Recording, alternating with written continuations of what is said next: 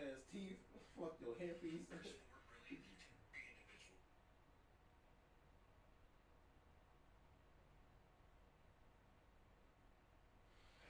Mmm, that ass was so good. Oh my god. You have been promoted. You are promoted. You are now one of. Let me get off this shit. Starting tonight. I'm a man of my word. Flavor would you be in? Why? That Texas peach. I'm hot, baby. I'm hot. Mint chocolate chip. And I know we're gonna get a lot of haters for that. Because there's a lot of haters on mint chocolate chip. But guess what? You get the best of both worlds, okay? Vanilla. If I was the flavor, I would be cinnamon roll. Because you wanna know why? I got rolls, but they cinnamon and they're real good. Yeah, the kind of look. Nikita got me fucked up. Nikita got me fucked up. You know the vibes. If I was a flavor, I'd probably be a little chocolate and vanilla twist for multiple reasons. Caramel because you know I'm a cute light skin. Yes, Jakara. Yes. Is that Jakara? No, that's Kalani. Rocky Road. I'm gonna hit you with that chamoy. You know what I'm saying? I got the little Salvadorian Mexican flavor up in it. A little spicy, a little sweet. You know what you want with that? Cinnamon, I think, is the first thing that comes to mind. Never done the cinnamon challenge. Not that big of a fan, but I think that that's probably a pretty good metaphor of what would happen if you got too much of me.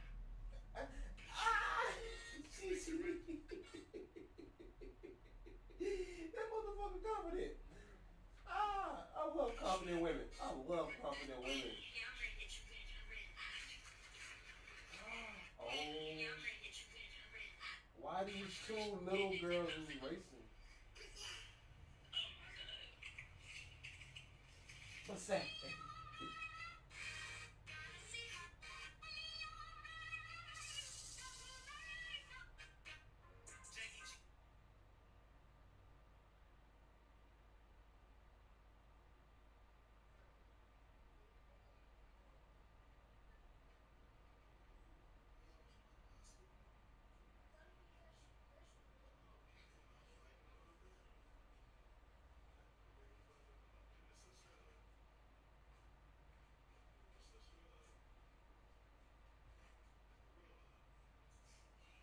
Where do you get this?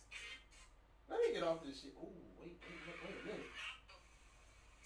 Yo, what's poppin', y'all? I'm in Miami. Bruh, I'm tired of Scarlett looking so good.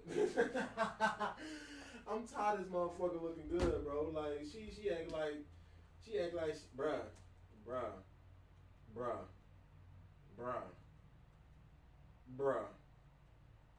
Fucking Scarlett, bro.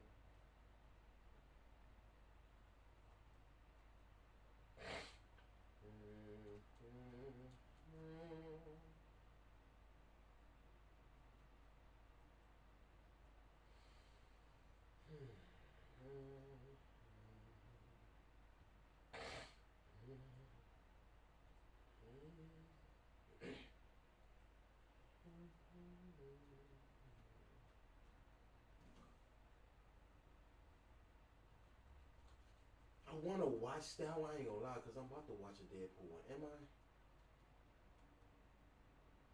No. Fuck it.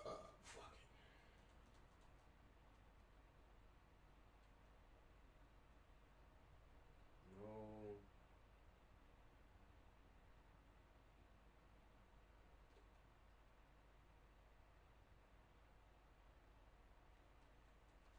Fuck it.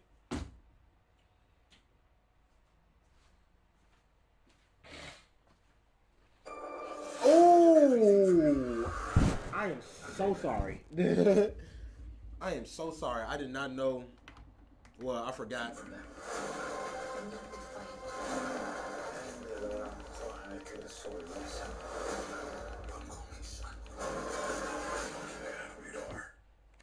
Living with opioid addiction can be a struggle, trapped in a cycle of opioid use, withdrawal, and cravings. For adults with moderate to severe opioid addiction, those withdrawal symptoms are controlled by oral buprenorphine for at least 7 days. Sublocade may help them keep moving towards recovery. It is a study, people treated with once-monthly Sublocade plus counseling were 14 times more likely to have treatment success versus placebo. Sublocade continuously releases the medicine buprenorphine all month with no real daily ups and downs. Buprenorphine is known to reduce cravings and block the rewarding effects of opioids. Sublocade can cause serious life-threatening right here reactions too. and death if injected in a vein or if taken with certain other medicines or illicit drugs. Do not take Sublocade with other opioid medicines, benzodiazepines. I got that dope in my sock. I got that dope in my sock. Doctor's approval. Naloxone is given or if you feel faint, dizzy, confused, sleepy, uncoordinated, have blurred vision. I got that dope in my sock. I got that dope in my sock. I got that. These can be signs of an overdose or other serious problems. What's up, y'all? In an emergency, have family and friends tell medical staff Before we get to this dependent food, on I'm about to that are being treated hit this with ball. Sublocade. This isn't a full list of risks and side effects. Talk to your doctor and read the patient labeling for more information. Don't give up. Ask a doctor if Sublocade can help you keep moving towards recovery. I can still save you. We are all dead.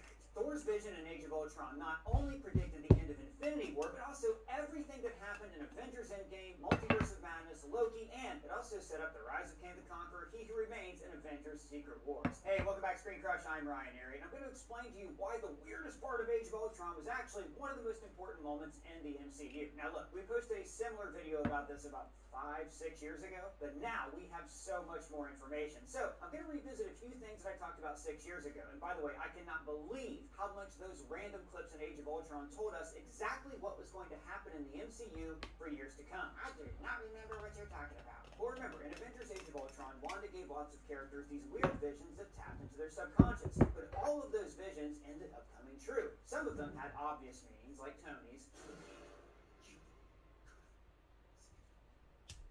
But others, like Thor and Natasha's, were more confusing.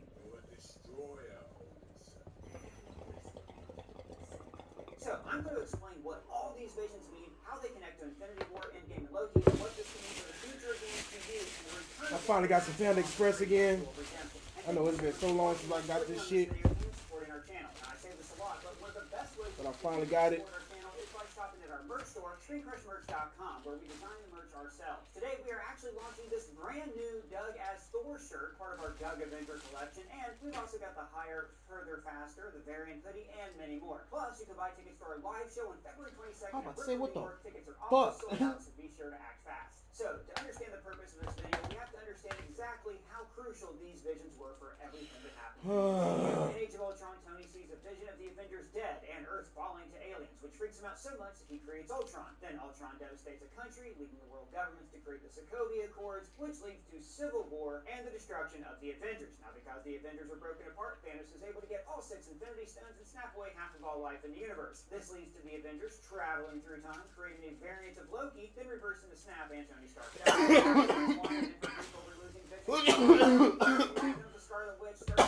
Where's the remote? Loki variant was then arrested by time cops called the Time Variance Authority. Because I got a question. For a time traveler named He Who Where's the Remains, remote? Oh, there we go. Conqueror, who scripted all to the Avengers trap. Okay, so let me see. I forgot what I was about to A ask. variant of Loki, then reversing the snap and Tony Stark dying. Afterwards, Wanda, in her grief over losing Vision, creates the town of Westview, becomes a Scarlet Witch, starts dreamwalking, and show on February 22nd in Brooklyn.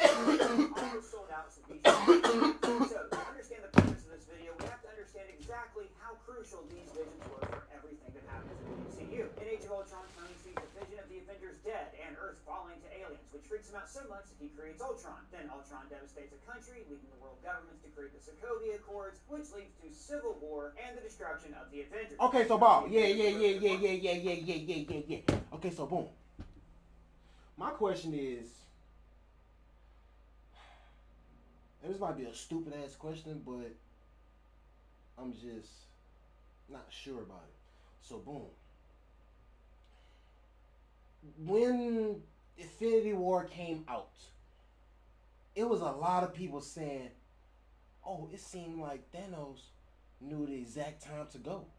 You know, he instead of trying to take all the stones when they were still forming in the universe, or like for us knowing about them, he decided to wait till the Avengers split up. Like, and that's crazy. He literally waited until the Avengers split up. Like, like, how did he know that they split up? Like, was fucking Zemo working for Thanos? Like, what? Like, really though? Like, hey, but that's a real life question though. Like, I doubt Zemo knew that the Avengers was split in half because he literally made his move after Civil War. Because unless I'm tripping, the first time I saw this nigga actually making moves for the Infinity Stones was in Ragnarok. Post credit scene, you know, this nigga pulled up because Loki had the fucking Tesseract and he already been to Xandar to get the Power Stone. And Ragnarok, I gotta go back and watch Ragnarok because didn't the Hulk was the Hulk for a certain amount of time? Because if that was the case, he probably understood or figured out that the Hulk wasn't on Earth or whatever and decided to make his move. I don't know. See, that's like a plot hole that we need answered. That's why I hate to sound greedy, but we really need. I'm not even gonna say a show. I'm gonna say a special presentation, real life. I just want to throw something.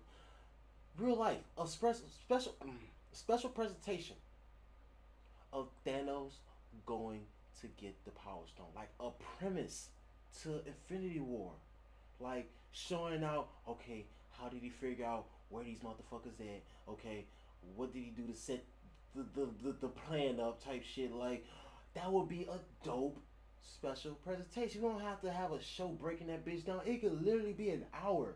You know, a good hour 30. You know, and just showing the events leading up to Infinity War. Real life. You didn't have to show Xandar, but just show the moments leading up to that moment because it's like, how did this nigga know? Because, correct me if I'm wrong, but this nigga was already going for the stones in 2012. Because he was trying to get the Power Stone from fucking Ronin in 2014 for the first Guardians of the Galaxy movie. Boom. So he was already trying to go for the fucking Tesseract. He gave Loki an Infinity Stone. I don't know if he knew it or not. He gave Loki an Infinity Stone. So he already had one. So, and he was going for the Tesseract at the time. He failed to get the Tesseract.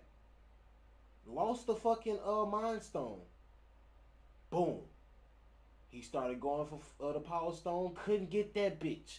You know? Like, he wasn't even in Doctor Strange, so I can't say he was trying to go for the Time Stone then, so that's dead. So like Marvel. I don't know if you listening to my shit, but Marvel Studios, please give us 2 special presentations. Real life, 2 special presentations. It do not have to be shows because it's going to deserve more than 6 episodes. So, 2 special presentations. One, Thanos leading up to Infinity War. 2, Captain America returning the stones and deciding to stay with Peggy. Is that so hard? I understand we left the Infinity Saga behind. You know, we in the middle of the fucking the multiverse saga right now, but like you reviving cartoon shows from the 90s. So like what will it be for you to, and it can be animated. I ain't even gotta be live action. The 2 presentations can be animated. That'll be the the first or second Marvel Animation special presentation. That can be the first. You know, like that would be dope. That's a free idea, Marvel. I'm not even gonna ask you about it. You know, boom, take that. Marvel Animation special presentations. That's kind of fucking What If, you know. But What If is part of Marvel Studios, even though What If was in the fucking Marvel Animations title card, you know, like. And they already said that X-Men 97 is not canon to the MCU. You know, I think they're lying, but like, I don't know. I hate, boy, I hate theories, bro. I love watching theory videos, but like actually coming up with them bitches or trying to figure out if they're correct or not is so fucking crazy. So fucking crazy. I do not understand that shit. It's like, bro, what can I do? I swear to God, it's so fucking weird. It's so fucking weird, but I ain't gonna harp on that for too long because I feel like I just need to be patient and just see how this goes out, you know, cause in the next year or two, cause it's 2024 right now, so probably in 2 years, the motherfuckers gonna be back at Comic Con. And they're gonna be announcing another fucking saga. Whole slate, you know? They probably gonna have everything on there. Animation, special presentations, series, movies, you know? Like, cause I feel like they're gonna get back into their groove once they go, once they get their money back up. Cause now they doing that quality over quantity shit. So that should benefit them. They should earn more money from that, even though they're not pushing out 2 movies a year, which I wish they was doing. But yeah, next year it's gonna be up. Definitely don't change the dates, man. Next year it's gonna be up. You know, we just getting a teaser right now, and look at the teaser that we getting. Fucking Deadpool and Wolverine, like nigga, what? That's reminding me now. I need to download AMC just in case the fucking tickets go on sale. Cause I'm getting them bitches as soon as they drop. Oh, I'm getting them bitches as soon as they drop. I'm sorry. You know, bruh. You know, unless I gotta send Linux some money, bruh. That car insurance gonna have to wait, bitch. Nah, and I'm saying that stupid ass shit now, but nah, I'm gonna pay my car insurance, bitch. I'm gonna pay my car insurance now. But yo, that is crazy. And look, I really got off topic. I was talking about fucking Thanos. But yeah, I'm still kind of on topic. But yeah, Marvel, if you're listening, go back a couple minutes and listen to my idea, and you know, go with your move. You know, I don't care what you think about it. You know, if you want to take it, take it. If you don't. It's cool. But Marvel Animation special presentations. Just imagine. Definitely, if you get like different artists to come in here and don't have the same art style for each animation show, and they probably gonna do that shit. But like, if you like bring in different animators, like if you can switch up the animation from time to time when you need to, because you know you have to do that. But if you can do that, that would be so fucking perfect. That would be so perfect. Because I don't think, unless the cartoons are in the same universe, yeah, perfect. Unless the cartoons in the same universe don't use the same animation, real life.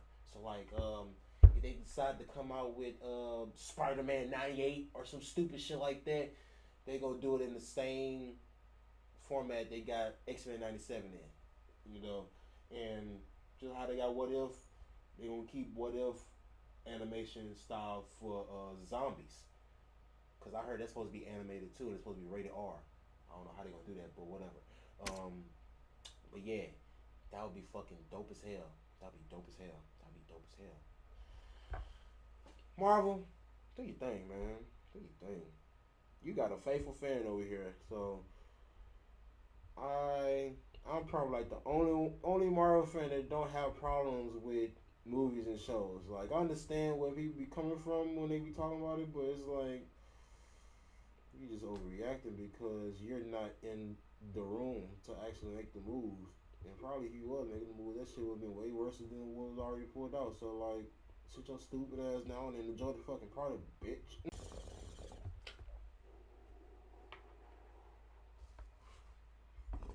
I swear to God. Who I swear? I swear. But anyways, back to screen question. Let me go check my phone. I think my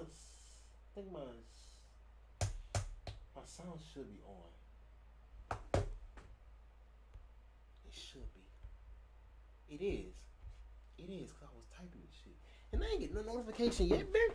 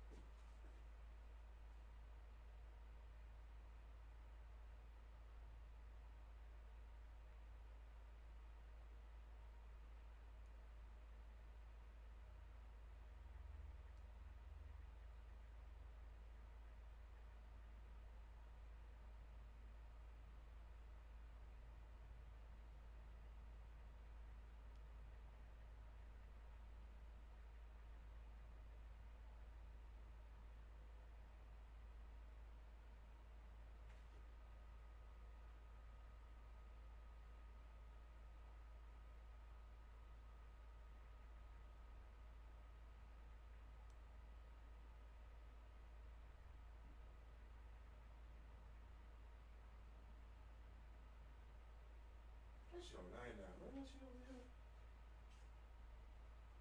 Fuck it. Bring the control over there too. Fuck it.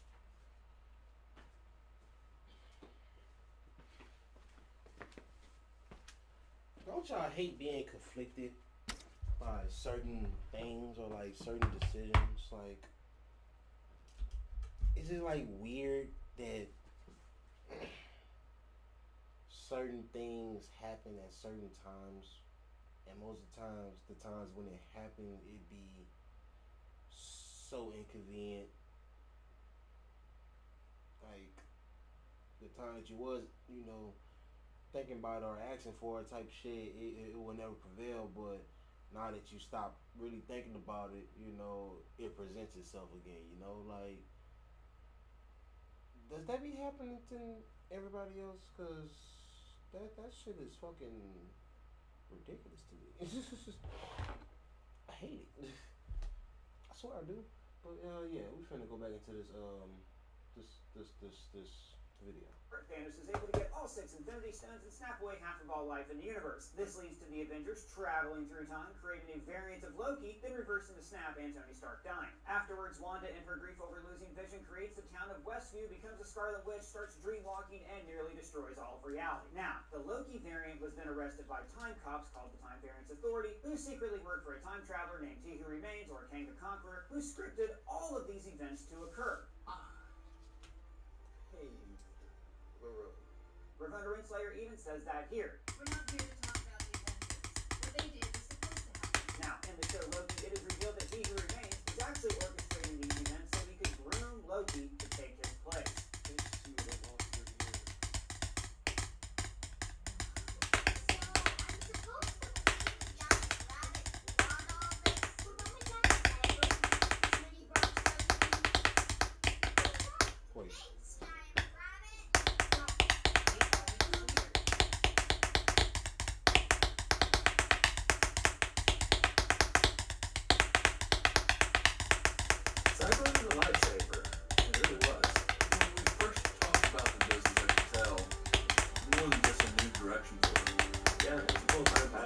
Yeah, I was Wasn't the easiest journey, was it? Hanging on for the ride, that's half the fun. Staying ahead of your competition, that's the other half. There's always more ground to cover. Let's find a way.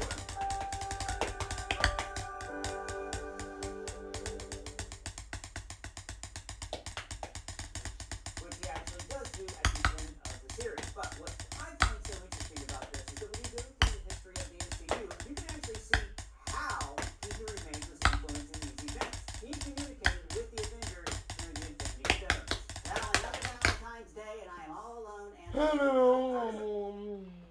Suck a dick.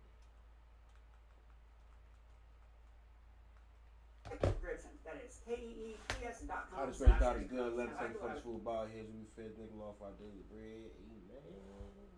Come on, man. Are you buffering? Are you buffering? My legs got you.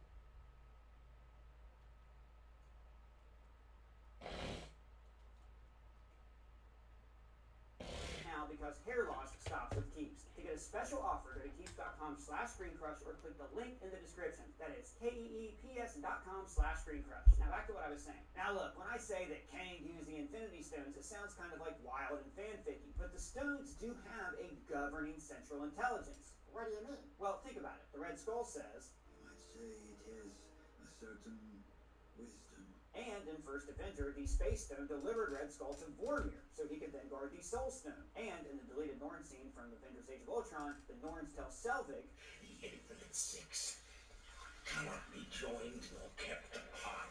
meaning that the stones can never be fully combined into one entity, but they are always drawn toward one another. By the way, they really should restore that entire deleted scene. Not only does it set up the next two Avengers movies perfectly, but it also establishes the real threat of that movie is not Ultron, it's actually the Mind Stone itself. The stone draws you all to its brilliance, and you to your end. So also, the ether in Thor the Dark World is semi-sentient. Odin says, It seeks out host bodies.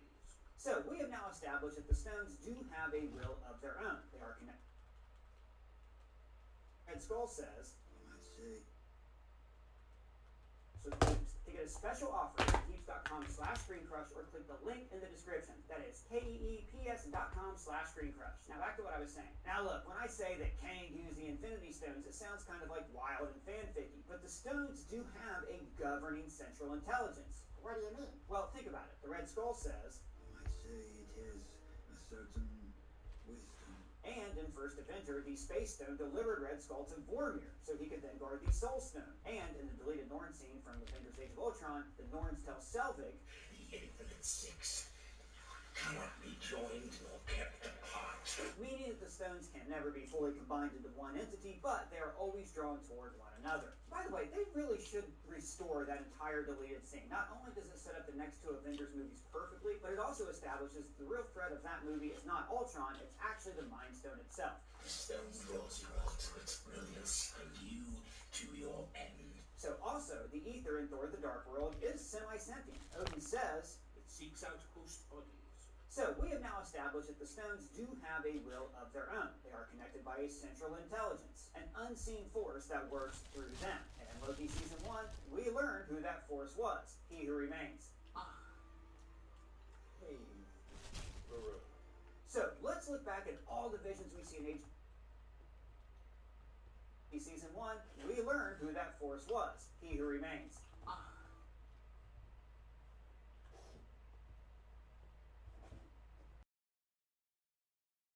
A central intelligence, an unseen force that works through them. And in Loki Season 1, we learned who that force was. He who remains. So he controlling the stones? Perfectly, but it also establishes the real threat of that movie. They are always drawn toward one another. By the way, they really should restore that entire deleted scene. Not only does it set up the next two Avengers movies perfectly, but it also establishes the real threat of that movie is not Ultron, it's actually the Mind Stone itself. The stone draws you all to its brilliance, and you to your end. So also, the ether in Thor the Dark World is semi-sentient. Odin says, It seeks out host bodies. so we have now... Is that a reality stone? All to its brilliance, and you to your end. So also, the ether in Thor the Dark World is semi-sentient. Odin says, It seeks out host bodies. so we have now established that the stones do have a will of their own. They are connected by a central intelligence, an unseen force that works through them. And in Loki Season 1, we learned who that force was. He who remains. Hey. So let's look back at all the visions we see in Age of Ultron and at Wanda's vision that we saw in WandaVision, because Wanda's original Infinity Stone vision at the Hydra Castle was actually the original vision that He Who Remains sent to the Avengers to influence the timeline. But first, we have to talk about Ultron's vision. Now, we broke this down very thoroughly in another video. It's great, you should check it out, but I'll give you a quick summary. Ultron is not just an AI program like Jarvis or Friday. Tony wanted to create an AI so advanced that it could become... A suit of armor. So So he and Bruce tried to use the Mind Stone to create a more advanced AI than they could have ever made with the current technology they possessed on Earth. But here's the interesting thing. Tony and Bruce didn't really create Ultron. The Mind Stone created Ultron. Because remember, Tony says to Bruce, Only when I've created a unicorn. We didn't. We weren't even close. after Tony and Bruce leave the room, the Mind Stone brings Ultron to life. What is this? Now, Your future starts now at WGU. For over 25 years, WGU has offered accessible online degrees.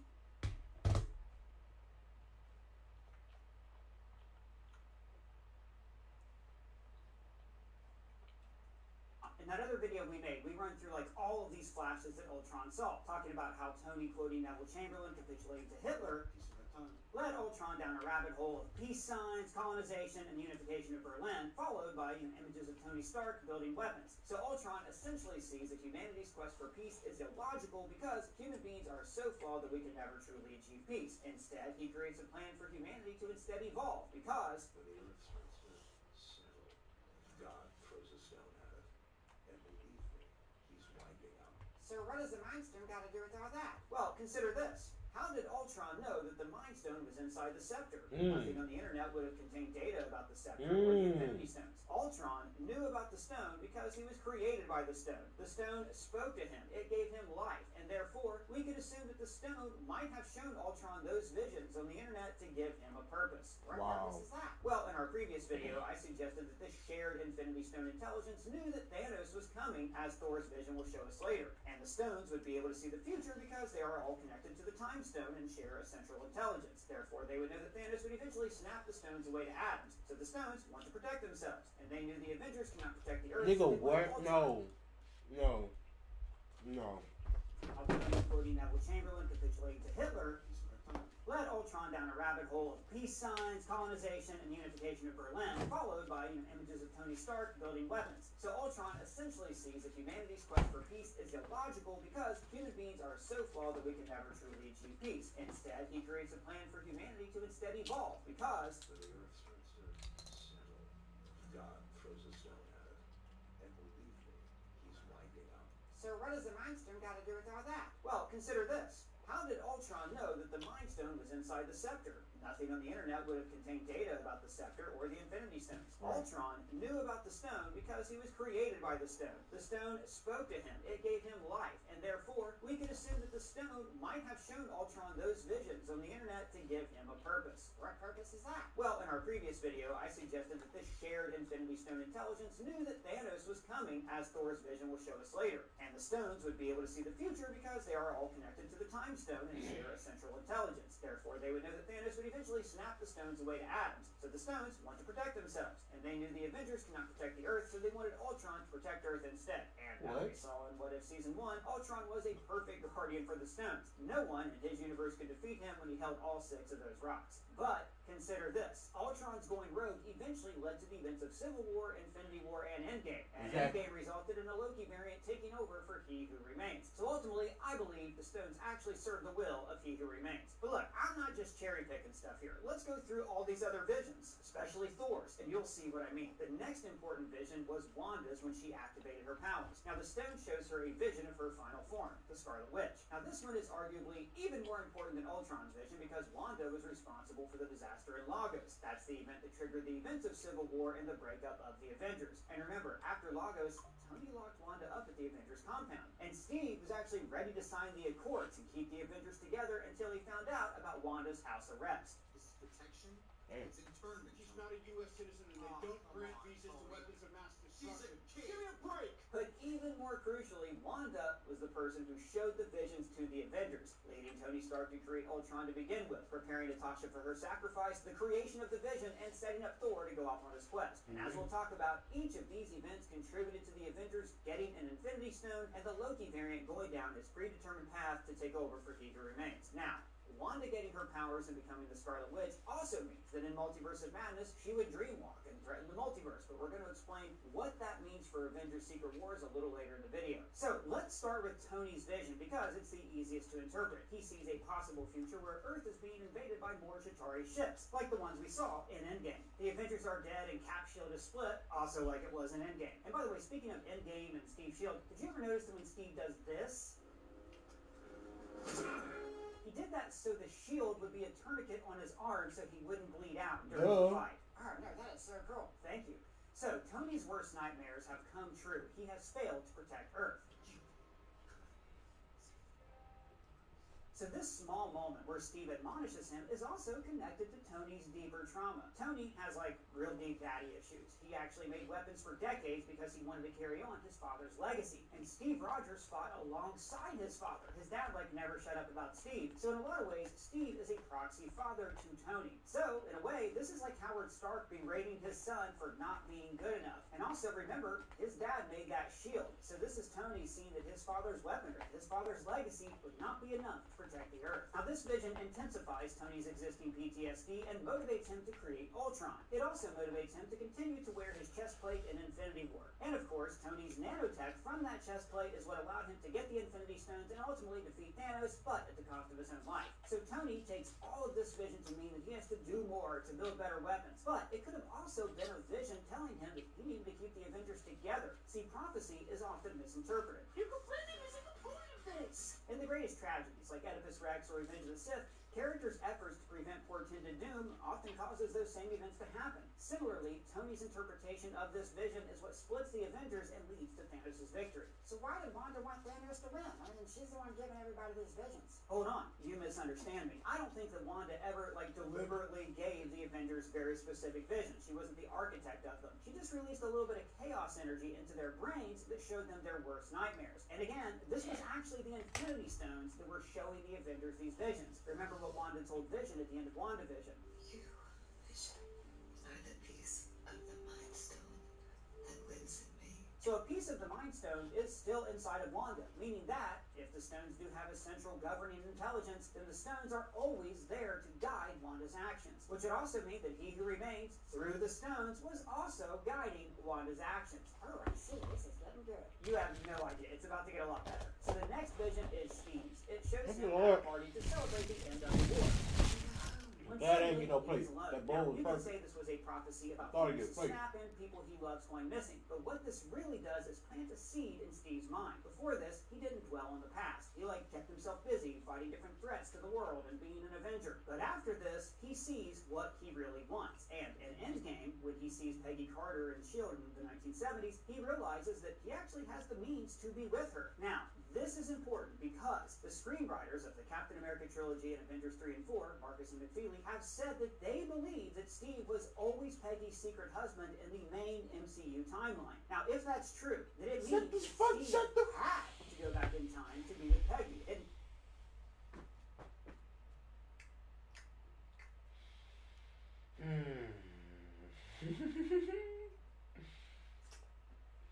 I don't believe that. I forgot what movie it was. It was probably Winter Soldier. And they had a video of Peggy talking. And she mentioned her husband. But she talked about Steve in the same sentence. You feel me? So yeah, nah, they can't do that. They can't do that. You already laid it out there. Yeah, she was already married to somebody else. If you saying that this nigga Steve traveled back and he changed his name but still had the same face as her love of life, come on now. We're slow. We may be slow, but we're not dumb. You know, don't try to pull that shit. Don't try to pull that shit. I hope Marvel ain't trying to pull that shit. he kept himself busy fighting different threats to the world and being an Avenger. But after this, he sees what he really wants. And in Endgame, when he sees Peggy Carter and S.H.I.E.L.D. in the 1970s, he realizes that he actually has the means to be with her. Now, this is important because the screenwriters of the Captain America trilogy and Avengers 3 and 4, Marcus and McFeely, have said that they believe that Steve was always Peggy's secret husband in the main MCU timeline. Now, if that's true, then it means that Steve had to go back in time to be with Peggy. It meant that Steve, behind the scenes, would have been making sure that Peggy and Howard Stark were making the correct choices to form S.H.I.E.L.D. so events would happen exactly as they did to send Steve back in time. Otherwise, it would create a time paradox. But wait, there's more. There's Natasha's vision. So she sees her training in the Red Room when she was made to kill for the first time. But we also see these little girls who have no mouths. This is foreshadowing the events of Black Widow. We see that Natasha was basically basically sold into child slavery along with the other widows. And in that movie, she learns that the Red Room is not only still in operation, but it's worse than ever. The But how to know being fully mind controlled. So, like Dreykov's daughter Taskmaster, the girls cannot speak, just like the little girls that she saw in the vision. So this is all hinting to Natasha that she has unfinished business to take care of. She takes care of that unfinished business in the movie Black Widow.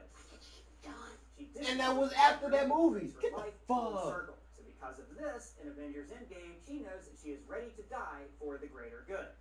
No place in the world. Had Natasha not had this vision and dealt with her past trauma, maybe she and Clint would have decided to find another way to get a soul stone. And they would have ultimately failed, and the snap would have never been reversed. And Steve would have never gone back in time to be with Peggy and guide history during S.H.I.E.L.D.'s formative years. But the weirdest vision of Age of Ultron was also the most important, Thor's vision. Now, when the movie was released, this one seemed pretty superfluous. After all, it really is just a way to take a powerful Avenger off the board so Thor doesn't just defeat Ultron when they chase down Vision's body. And like I said earlier, the extended Norn scene is much, much better. So, let's break down exactly what we see here.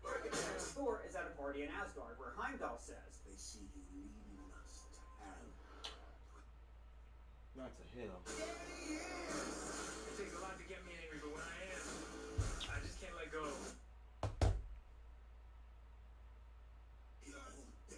now, this would likely be Hell with one L, the Asgardian Hell, which is ruled by Hela, the villain of Thor Ragnarok. But the line, "We are all dead," foreshadows that 3/4 of the Asgardians are about to die. Half are going to be killed by Thanos, and then half of the survivors are going to be snapped away. Not to mention all the people that Hela killed whenever she took over Asgard. And he says that Thor is leading them to hell because all of this is Thor's fault. He lets Asgard be destroyed to take down Hela, and his leadership led the Asgardians to being killed by Thanos. And then he didn't go for the head, which allowed Thanos to snap away the remaining half of his people. Heimdall even confirms Thor's destroyer path. Or a destroyer, holy son. And this is followed by Thor shooting lightning from his chest and killing Asgardians. This clearly foreshadows Thor's lightning powers in Thor Ragnarok and also his role in the destruction of Asgard and also half the universe. Heimdall also says, See where your power leads. now this could be foreshadowing his journey in Infinity War, when he has to travel to the source of his hammer, Nidavellir, to create a new weapon to kill or at least maim Thanos. Now Thor's vision eventually leads to him leaving Earth to explore space and look for the stones. In his absence, Loki rules Asgard and the 9 realms fall into chaos. So this vision ultimately causes the destruction of Asgard. But more importantly, it also means that the Space Stone was going to be fairly easy for Thanos to grab. This stone was key in Thanos' quest. With the Space Stone, he could easily travel across the universe and go after the remaining stones before people had a chance to mount a defense. And again, Thanos gathering the Infinity Stones eventually led to Loki taking control of the timelines to give He Who Remains a break. Time. The extended Norn scene goes on to foreshadow Thanos. Thor and Selvig think these visions are about stopping Ultron, but I believe they're all about the Infinity Stones and warning of the coming threat, Thanos. When they ask how to stop Ultron, the Norns say, Sacrifice. What kind? Human, of course. now, sacrifice was not the way to stop Ultron, but it was the key to stopping Thanos. On 4 different occasions in Infinity War, characters are asked to make sacrifices for the greater good. Peter Quill, Doctor Strange, and Wanda all could have stopped Thanos by killing someone innocent, but they hesitated. But Thanos did not hesitate. He chucked his daughter off a cliff and ended up winning the ultimate power glove. And how did the Avengers end up winning in Endgame? Through sacrifice. Natasha and Tony each had to sacrifice their lives. And later, the Norns' words are warning about half the universe being wiped away. And the Norns also say, which could be a warning about Thanos. The Mad Titan's followers are called the children of Thanos, and when Thanos gathers the gems and becomes a god, in many ways he becomes like the father of all creation. Now, at the end of Thor's vision, he sees the Infinity Gauntlet and the Vision possessing a stone on his forehead, and it is this dream that inspires Vision's name. I've had a vision. A whirlpool that sucks in all hope of life and at its center. It's that. It's a pretty good name, actually. And this is really what Age of Ultron was about. Creation of the Vision. Vision is actually key in the events of Phase 3 and in the aftermath of Endgame and the build-up to Secret Wars. I mean, think about what Thor says. He says that he sees a whirlpool of darkness that has the stone at its center. In Infinity War, the climax is all about the Avengers forming a protective circle around the Vision to protect the stone. He is at the center of the snap, a whirling cosmic maelstrom with him in the eye of the storm. And when that snap happens, what do we hear? Thunder. Like a storm is spreading across the universe with Vision at its center. And the Mind Stone is also on the center of the Infinity Gauntlet. Now, we made our last Thor Vision video right after Infinity War. And now we can actually see what all of this was really setting up. Tony's vision was inaccurate. The wrong Avengers are dead because these are all the Avengers that survived the snap. And also in the vision, he is living when he's the person who actually dies. But that vision showed him the darkest timeline. They gave him the courage to be the one to do the snap and destroy Thanos. Natasha's vision allowed her to complete unfinished business, so she is ready to sacrifice herself. And Steve's sets him on a quest that returns him to the proper place in the timeline. But the two most important visions are the first and last ones. Wanda's and Thor's. Thor's vision creates the vision, and Wanda's original vision set her on the path to becoming the Scarlet Witch, a being that is destined to destroy the world. It's your destiny to destroy the world.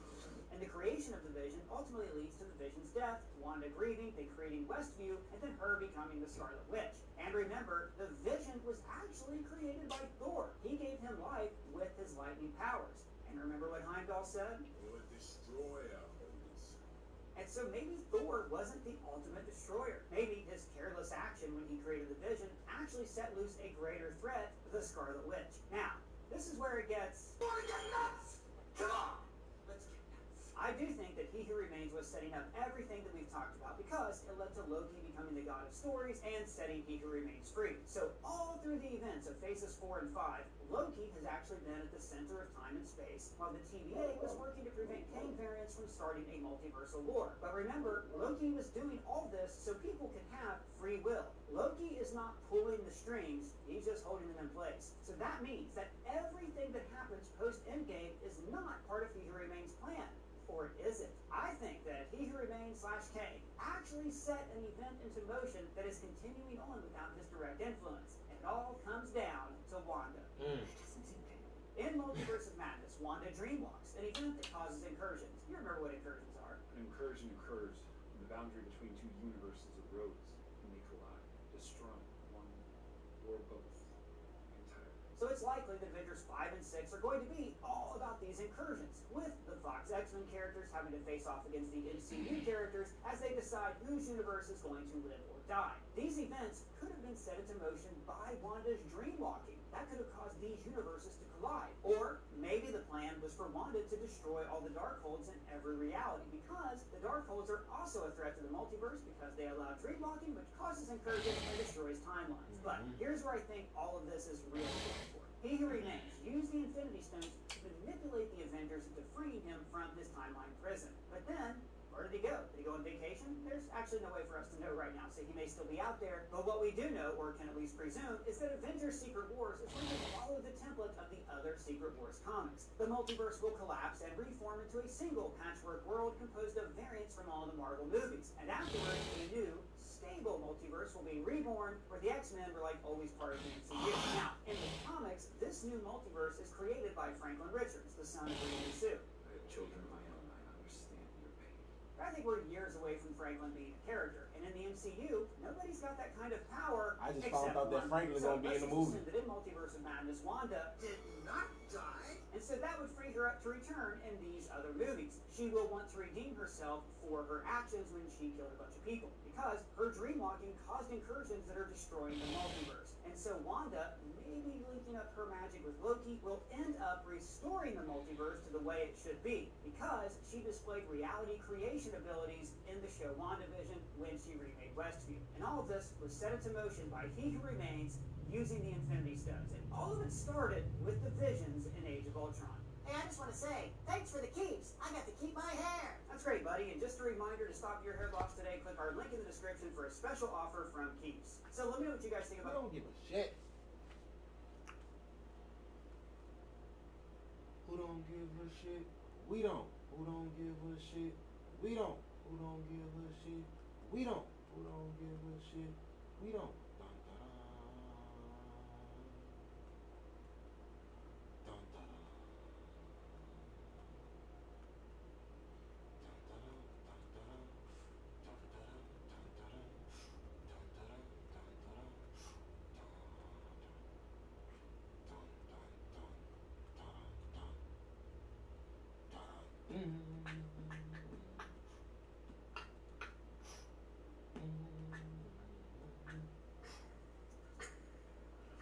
don't understand your plan.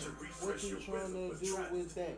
AK-47 smack you in the fucking face, bitch. Try to gut the fresh chew to refresh your rhythm.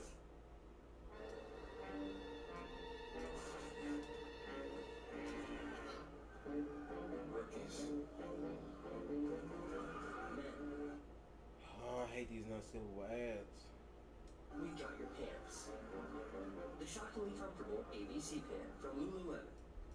Disney CEO Bob Iger has recently confirmed to The Hollywood Reporter they are killing some major projects over at the House of Mouse. And we think that some of our beloved Marvel movies, even Avengers 5, could be on the chopping block. Welcome back to Screen Crush. I'm Ryan Airy. Now, in that interview with The Hollywood Reporter, Bob Iger said, "You have to kill things you no longer believe in." And that's not easy in this business because either you've gotten started, you have some sunk costs, or it's a relationship with either your employees or with the creative community. It's not an easy thing, but you've got to make those tough calls. We've actually made those tough calls. We've not been public about it, but we've killed a few projects already that we just didn't feel were strong enough. Perfectly balanced, as all things should be. He did sound like a little Thanos-y, didn't he? But the question is Bob Iger right? A little later, I'm going to be joined by our friend Colton Ogburn, the man eternally trapped in our tiny television, but he doesn't know, so please don't tell him. And Colton is going to tell us which movies and series from the MCU lineup could have been snapped from existence by Iger. But first, let's talk about what it even means to cancel a project and the impact that cancellation can have on different projects, especially based on how far they are into production. Now, we've seen Warner Brothers cancel films like Batgirl and Coyote vs. Acme, films that were completed and ready to be released, but instead the studio canned the films so they could write them off as losses on their taxes. Now, I'm not sure how much money they can save on their taxes when they write off two movies with budgets of nearly $100 million, but it must have been more than they thought the film would make at the box office. But box office dollars are not the only consideration when you decide to cancel a project. In Batgirl's case, the movie was apparently really bad, like unwatchable. New DC co-boss Peter Safran had this to say about the film. "I saw the movie. There are a lot of incredibly talented people in front of and behind the camera in that film, but that was not releasable. It happens sometimes. Releasing a film that you think is going to be panned by critics and audiences can monetarily damage your overall brand, and DC is having enough problems. I mean, look at Flash."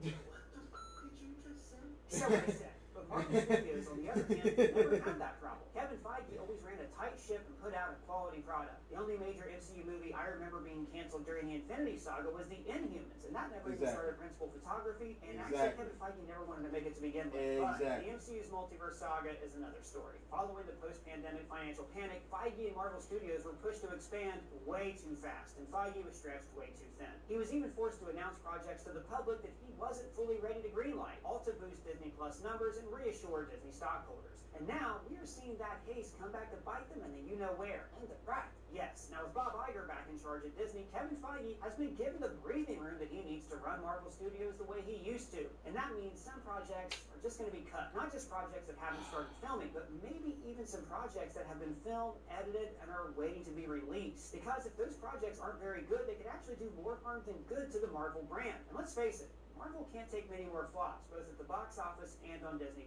Marvel Studios used to be looked at as a quality guarantee type of brand, but now it's just a roll of the dice on whether or not a Marvel project is going to be any good. Forget great. And as a longtime MCU fan, it's really depressing. And as you guys know, I've had other times in my life when I've been super depressed all the time, and that has taken me to some dark places. So I'm here to tell you, seriously, that if you are hurting, therapy can help. Therapy can also help you learn positive coping skills, how to set boundaries, and how to live an all-around happier life. So if you're thinking of starting therapy, give BetterHelp a try. They're our sponsor for this video. BetterHelp is entirely online. Very convenient. In just a second about all these different projects that could have been canceled, but as always, I want to hear from all of you guys. What projects do you think Marvel should cancel or should have canceled to begin with, or what projects do you hope they're still going to keep on the books? Personally, the one I'm looking forward to the most that I hope isn't canceled is Armor Wars. It's a great story that I'm going to explain to you just a little bit later. Now, and that's one of the motherfuckers that didn't cancel, bro. That's funny. The biggest opportunity that Marvel has been squandering so far, it really should have been a centerpiece of the multiverse saga. But first, Colton Ogburn, can you walk me through all of these potential projects that Marvel might have canceled silently in the middle of the night, like so many daggers from the Black Riders and Bree? Sure. So I went through, and there are a few that I feel like we know they're going to come out. We know that they're not going to can Captain America 4. That's not going to happen. So I went through and I pulled a few that I thought could be on the chopping block, and the first one is Ironheart. We met Ironheart in Wakanda Forever. I love her character. She felt a little shoehorned into the movie. Felt like they were trying to promote the Disney Plus show a little bit. Yeah, that's what I thought too. Yeah.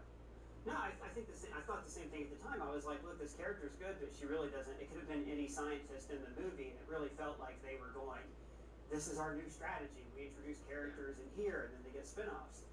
That show is in the can, right? Didn't they finish filming that last year? Exactly. From what I understand, and that's what's unfortunate here. We both made the point that we enjoyed the character, but I find myself asking on a lot of these that we're going to go through, who asked for this? There's so many other things that I would like them to focus on more so. And yeah, I do believe Ironheart is Disney Plus shows though. And so the question becomes, well, if they're going to release it, why haven't they released it? I mean, even if they were going to do the Echo thing and just drop it all at once, but I believe you made the point a little earlier. Could it be so bad that they're like, this is going to do more harm than good, or just throw it away? Yeah, it's interesting with Echo. I've been in touch with some people from the show who have told me that they filmed 6 episodes, that they wrote and filmed 6 episodes. And I think it was Can We Get Some Toast had a post where they talked about how they outlined what every episode was supposed to be, and it seems like Echo is more heavily tied into Daredevil Born Again, like the original concept. And they ended up just like kind of Frankensteining that thing, and like maybe to save money, maybe just because they wanted to like introduce the elements that had to be introduced, like Wilson Fisk running for mayor. So that one I kind of get. With Ironheart, I've heard 2 different things. I've heard there's insider rumblings that the show's really not good, and that might be one reason it's getting buried. But the people who worked on the show, I won't say who, but there were prominent people who worked on the show who had an interview with a colleague of mine. And even with the cameras off, they were like, we are so excited about this. Like, there's a thing where, like, they'll tell people off the record, like, hey, this is off the record. They're like, no, we are really excited to see the work we've done. So, if it is canned, if it does go the way of Coyote versus Acme and Macro, like we talked about earlier, it might be a shame, because it sounds like it's got an exciting cast. Anthony Ramos. I hate to see it not see the light of day after all these people worked on it, even if it isn't that good. I would also hope for that to be the case, and it's unfortunate for anyone who has their show cut, but you have to do behind the camera stuff. I think when you're on set making a show, you can sometimes feel a little bit more confident about it than really you should, and maybe once that show or movie gets into the edit, then you have to start, in Marvel's case, incorporating it into a wider universe. It can become a little problematic. So I'm hopeful that Kevin Feige will do whatever he needs to do. I hope he'll make that difficult choice, like Iger mentioned in his. I hope it can just become a special presentation or something, that we still get to see whatever that story was going forward. What else you got? What's next? Next would be a show called Vision Quest, which I didn't even realize. Yeah, when I was going through the list, I was like, I right foot creep, walking with that heater. Look around, stay low, make sure they don't see you. Catch some bad, walk down, face them with that heater. The devil under your feet, you're on your way to see him.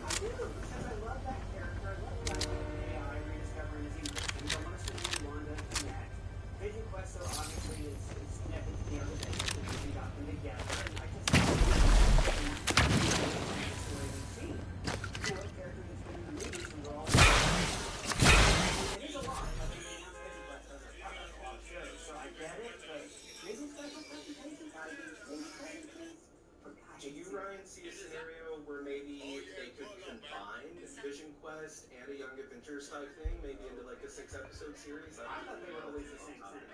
I thought they were always the same thing. And, do you want to talk about Young Avengers right now? Sure, yeah, go for it. So the thing about Young Avengers is, right, great comic book. They've obviously been setting it up for a long time. Some different, even Elijah, you know, and all these other characters who.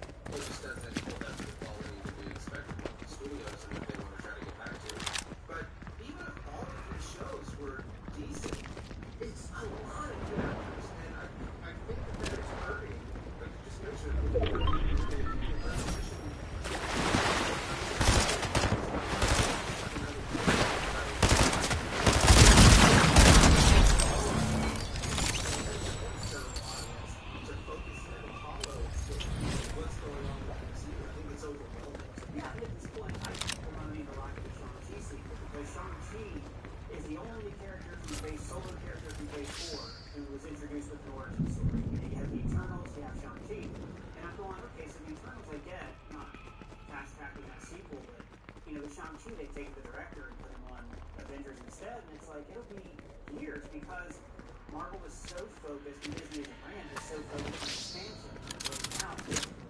So yeah, I guess, originally in Age of Ultron, it seemed like there were too many characters to keep track of, and now it's like, if you were going to put all these characters in something, I mean, look, I don't like, you guys who watch this show a lot know, just make an Avengers movie. Bring them all together, give us a reason to just say, okay, so this one's going to explain everything. Give us a reason to feel like we have to watch everything. Maybe that's what the real movie is.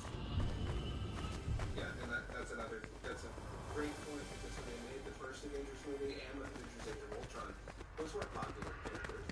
Those were characters that are really good movies that fans fell in love with. So I think you're exactly right on that. This next one's near my heart. Rewrites, fired directors, strikes. I remember they were trying to get it off the ground during COVID. This movie's just been played. Yeah, and you know, it's got a great lead for virtuality. It's a recognized. It's coming home for Marvel. It's the first Marvel film that's not a so I think it's right by it. And it's set up. I mean, it's always been used to do voiceover. It's in the Eternals, but it's there. With naturally friendly ingredients that whiten teeth and oxidate.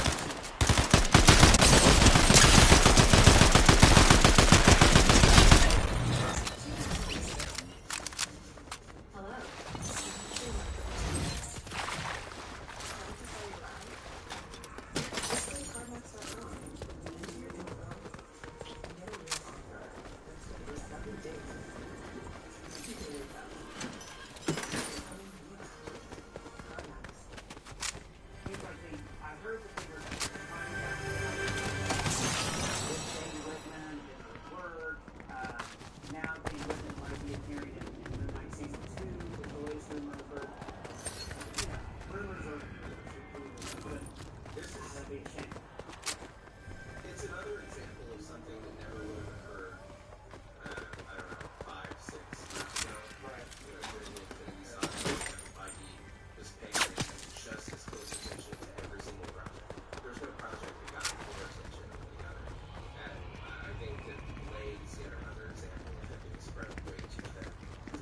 Speaking of the all these projects like Cyber and Flash would never materialize. They could get the right script, could get the right director. So it's not focused on you. All right, well, what's next?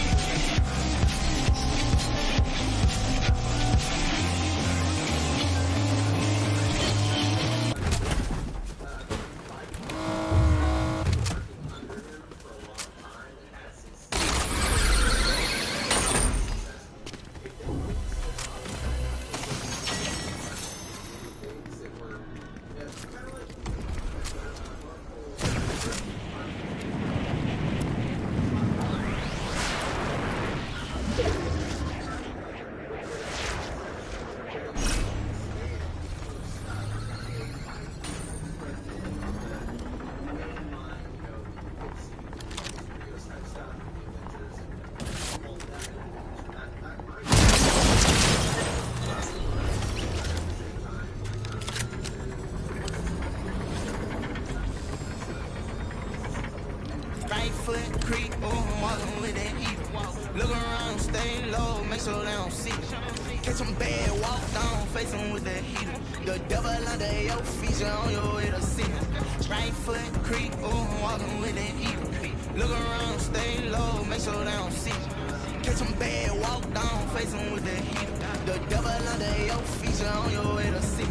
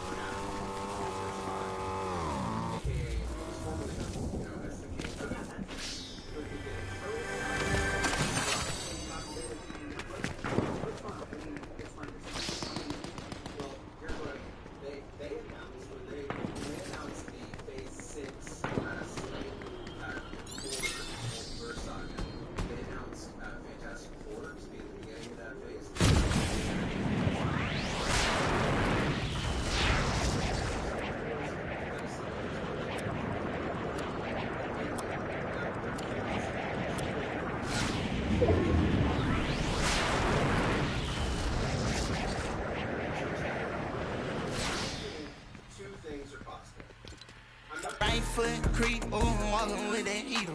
Look around, stay low, make sure they don't see. Catch some bad walk. Whatever day the movie was supposed to come out, and that slot, I think that could just evaporate, and we see Avengers Secret Wars, which is going to be the 6th Avengers film, essentially become Avengers 5. I don't know that we're going to see another movie, like say Avengers vs. X-Men, replace Avengers 5.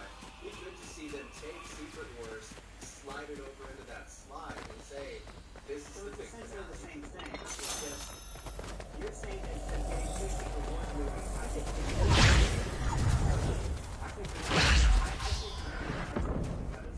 frankly, you know, from a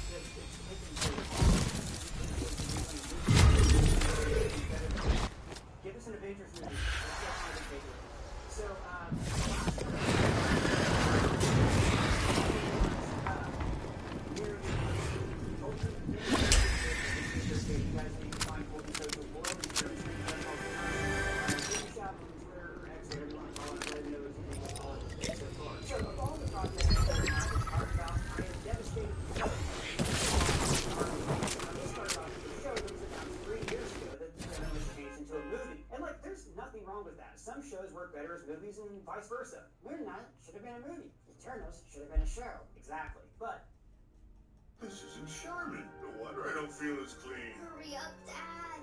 I'm trying. This cheap stuff is too thin. Here's Sherman Ultra Strong. Ah, my bottom's been saved. Woohoo! With its diamond weave texture, Charmin Ultra Strong cleans better with fewer sheets and less effort. What's everybody waiting for? This? We all go. Why not enjoy the go with Charmin? And for shower fresh clean feeling, try Charmin brushable wipes. Armor Wars should have been fast-tracked for release like right after Endgame. Presumably, it would have been based on the 1980s comic book story of the same name. In this crossover, Tony Stark's worst nightmare comes true. His technology falls into the hands of his villains, and Tony and all the other superheroes have to fight to put the genie back in the bottle. In the MCU, Armor Wars would have focused on Brody, played by the amazing actor Don Cheadle. Fans love Don Cheadle. Brody was on the comics for a long time. He could have easily been the new Iron Man in the MCU. Don Cheadle would love this franchise. Like the last Armor Wars movie where Loki is trying to secure his best friend's legacy after Tony's death, leaving Justice Hero and Super Snake to start over that thing. Actually,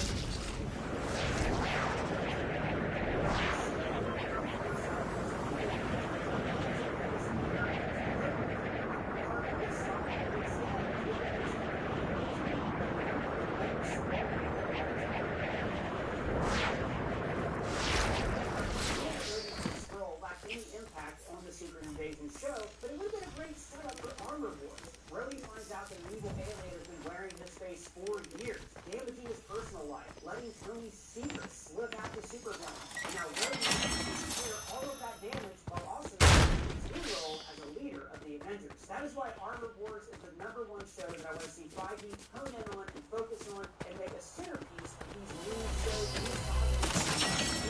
Multiverse sagas and hit and miss, but I think we really needed the whole time. It's just a darn Avengers movie where Rhodey, as Iron Man, can take the lead and reform this team.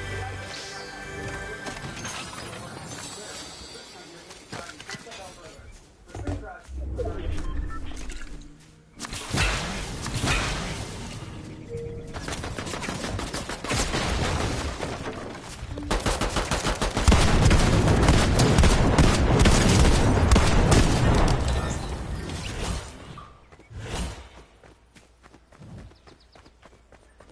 Disney see you.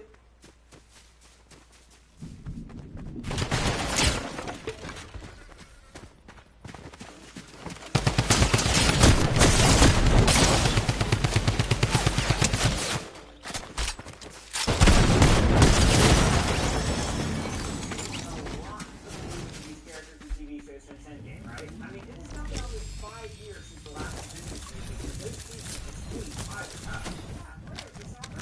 Oh, don't worry, buddy. We're going to go through every Marvel Cinematic Universe teaser and explain exactly when we think they're going to pay off and how it all connects to the new big bad in Avengers Secret Wars. Now, the MCU has been dropping post-credits teasers since the first Iron Man. You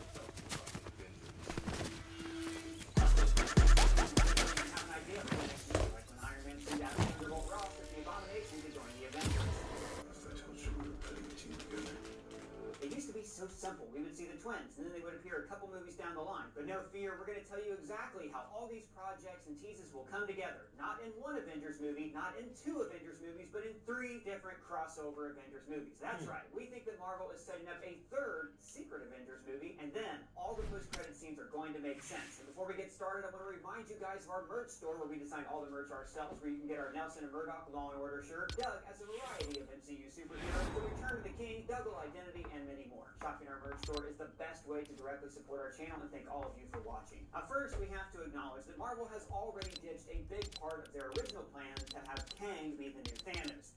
The Quantumania post-credit scene sets up an epic army of Kangs, but then it seems like the TVA now has them under control. Guess one of them caused a little bit of a ruckus on 616 adjacent room, but they handled it. And now, Avengers the Kang Dynasty has become Untitled Avengers film. All of these Kang teases may end up being abandoned completely or possibly explained away with a single line. She was recruited by special forces. So, the MCU is in a state of flux, but when you look at the pattern of their teasers, you can still see a roadmap that leads up to Avengers Secret Wars. So, here's the way we're going to do this. I'm going to spend the first part of the video explaining all the teasers, and then, at the end, I'm going to explain how all of these threads are going to come together in a new Secret Avengers trilogy. So, here are the unresolved story threads and post-credit scenes. WandaVision had 2 post-credit scenes that have mostly been resolved, but the big mystery is what the heck happened to Tucker Carlson Vision. I request elaboration.